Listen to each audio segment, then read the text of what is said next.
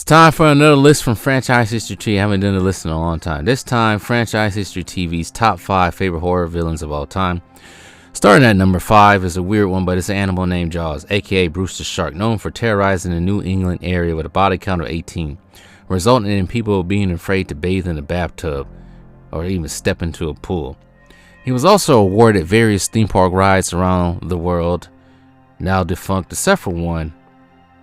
At number 4 is an old knife fingers himself, Freddy Krueger. His first outing will forever be known as his best, resulting in his fame.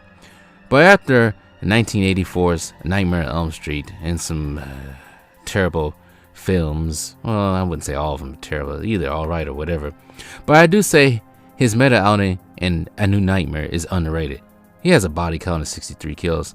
And before I move on, like, share, subscribe to the channel. Make sure you hit that like button, and make sure you hit that notification button if you haven't done already. Make sure you subscribe. Let's go. I'm doing this fast.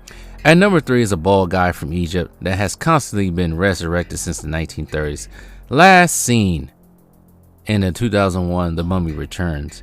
Emo Cat is a cool cat. He only wanted some Egyptian cat and to take over the world.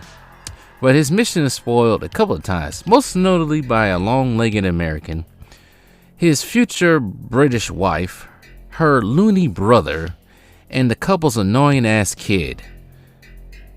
Don't forget about Oda Affair, too. Body count known. We don't know it. We don't know it altogether, but for Arnold Vosloo's Imhotep, it's about 20. At number 2, hailing from Romania, I would like to introduce you to Vlad the Impaler, aka I tried to have the accent in it, I'm sorry.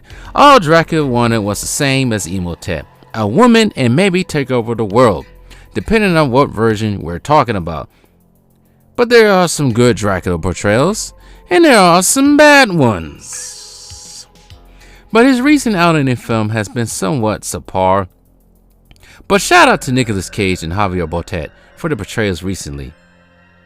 And at number 1 is the Haddonfield slasher himself, Michael Myers, getting the job done with a chef's knife, an old ruddy William Shatner mask, and a blue jumpsuit, slashing folks in Haddonfield for the last 40-something years. His last few movies were Throw Up on a Stick on a Hot Day, but he was giving a death worse. You know what? That was the worst death I ever seen from an iconic character like himself, but his brutality and theme song earns the number 1 spot in my book. And that concludes my list. Bye. Make sure you subscribe and like.